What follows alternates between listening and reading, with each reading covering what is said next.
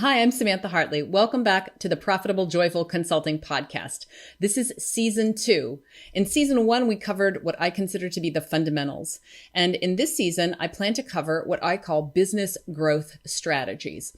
People think that you grow your business with sales and marketing, but there are many, many different ways to grow your business. And a lot of them are unexpected or unusual. And so those are the things that I want to take a look at in this season.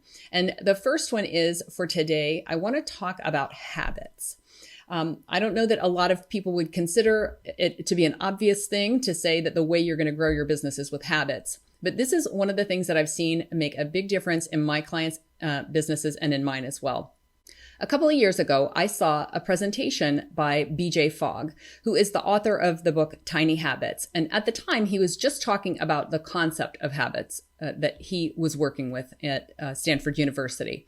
And what they basically looked at was that you form a new habit by having a trigger, something that prompts the habit, and then you do the habit, and then you have a little celebration.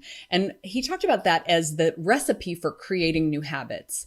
And I was very intrigued by that. And one of the habits that I wanted to create was a consistent workout habit. So I'd been very streaky. I might do them for a while and then fall off the wagon. So I wanted to create, using his model, a consistent workout habit. And so what I did was basically the trigger when I get up in the morning, first thing, I would do something, do my workout. And then when I did it, after I did it, I would celebrate. Now, his example is he goes like this: "I'm awesome," which I loved and thought was very cute and charming. And it's a really fun and simple way to kind of celebrate and also acknowledge the thing that you've just done. What is really interesting about the way that he wants you to form a habit is that he wants you to do it with a tiny thing. So tiny habits. So for example, if my goal was to eventually work out for, 45 minutes or an hour, he wanted you to begin with the smallest increment of that possible. So what I did was I invited myself to hop on the elliptical that I have here at home for 5 minutes. And so on the days when I was really reluctant to work out, or I'd get up and I just didn't feel like it, I'd say, listen, it's just 5 minutes. It's just 5 minutes.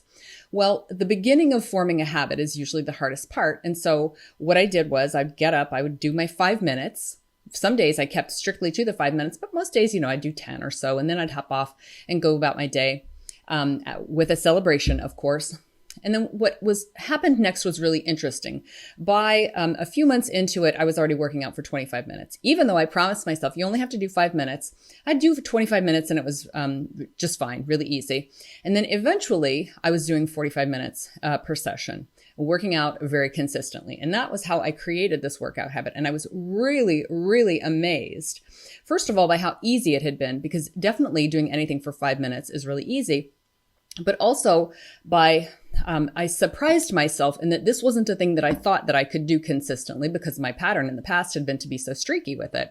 So I really saw the impact of his incredibly simple recipe for creating a habit and making change. Now, what on earth does this have to do with your business? Well, for one of the most important things that I see happen with clients is that they drop their marketing when they get too busy with other things. Usually what they're busy with is client work. And what I need to remind them is your number one client is you, right? Put your own oxygen mask on first. Your number one client is you. And so the marketing that you need to do, the business efforts that you need to make are for your own business. We all know client work gets done, right? But our work tends to fall to the bottom of the pile. So I wanted to bring a way that you can begin to make doing work in your own business not just a priority, but a possibility by introducing it as a habit. So what do you need in order to do this? First of all, I think accepting the belief that you are your number one client. Why? Because if your business isn't getting taken care of, if the lifeblood of your business, which is revenues, starts to fall by the wayside, then you can't serve all those other clients, right? We need you to be successful and profitable in order to stay in business. So there's a very good reason to prioritize you as your own number one client. The other thing is, as I said, client work will get done. But if we neglect our own work, what you're going to find is you're going to struggle to have a consistent revenue flow. When people come to me and they don't have enough clients, what I will always tell them is the number one reason for not enough clients is not enough marketing. Why do you do not enough marketing? Again, because you get busy with client work. I've had people come to me who had 7-figure businesses, but they have huge peaks and valleys in the revenue flow. because they've been embedded. So a guy came to me recently, he's been embedded with a client, a single client, for years.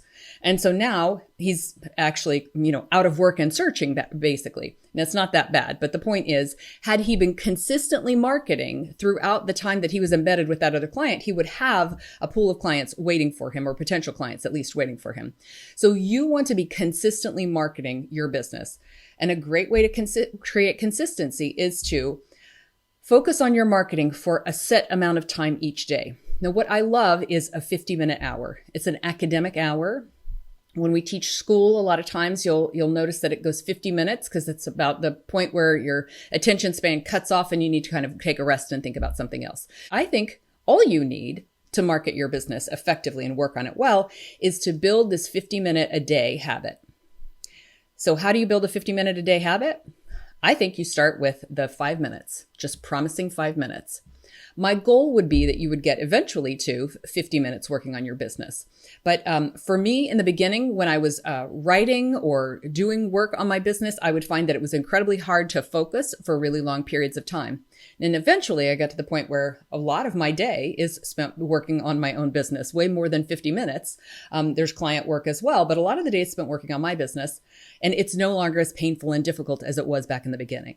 Now, one mistake that people will make is instead of spending an hour a day, they'll think, I'm just going to do everything. I'm just going to set aside Fridays. That'll be my day for my business, and I'll just do everything on that day. Well, I think two things happen. One is that Fridays feel like the beginning of the weekend, and I don't think it feels like a very studious time to sit down and do things. But also, James Clear, who is the author of Atomic Habits, has another point of view on the whole habits thing. He has studied the BJ Fogg stuff and has taken it to another level, an interesting level in his work, I would say. And he writes about the idea of intensity versus consistency. So it really takes consistency to build a habit, and that's really the thing that you're looking for. So in his book, when he talks about intensity, he says, examples of intensity are run a marathon, write a book in 30 days, a meditation retreat. Those are examples of intensity.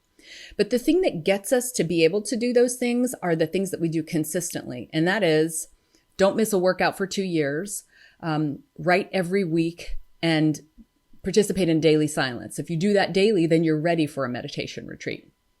So I want you to build up to days when, you might have a day when you go away and have a whole work day, but I want you to build up to that with these 50-minute increments. And as I said, if you can't do 50 immediately, just do 5 or 10. Just start with where you are. So you want to say, first thing in the morning when I sit down at my desk, for example, or whenever you're able to do that. Maybe it's first thing after lunch. Maybe it's when the clock hits 4, whatever is your trigger for when you start your new habit. And then for 5 minutes, I'm just going to work on my marketing. Or for 10 or 20 or 50, maybe you can start from 50 right away. I'm going to work on my marketing. And then when the timer goes off, you could say, I'm awesome. And then you can go and do something else. And I actually encourage you in the beginning to not work past the 50-minute hour, because then you kind of set up a thing that you're abusing your promise to yourself. I really want you to say, I'm going to work this long and then I'm going to take a break. And if you choose to come back later and do that, that's fine. But I want you to get yourself used to a 50-minute session. And as far as what you do in those 50-minute sessions, we've talked in the first season about all kinds of different marketing techniques that you can do. And during those 50-minute hours, you can study marketing techniques. You can make outreach calls. You can write emails. You can create content. There's all kinds of things that you can do with that hour. And yes, studying counts. That's still working on your business during that time. So what I'd love for you to commit to is this next week. Can you start a daily marketing habit? Can you make it formal so that you're honoring that time and honoring your business? And if so, then I would love to see you figure out what your trigger is going to be, whether it's the first thing in the morning or at 4 p.m. or whatever is the trigger. Then decide. It's really helpful to, at the end of one session, write down what you want to do tomorrow in your planning session. That way you sit down and you already have an idea of what you're going to be doing with your time. And then work as long as you decide to work, somewhere between 5 and 50 minutes. And then when the timer goes off, congratulate yourself, celebrate yourself, and then move on to your next thing. So I would love it if you would do that. And I also want to hear about how that goes for you. You're always welcome to get in touch with me. And one way to do that is in the Facebook group for consultants called Profitable Joyful Consulting, or you can contact me through any of the media where you find this podcast. For today, I'm Samantha Hartley, and I'm wishing you a profitable and joyful consultancy. Thanks for watching. Please like this video, subscribe to the channel, and click the bell to get video updates. Thanks.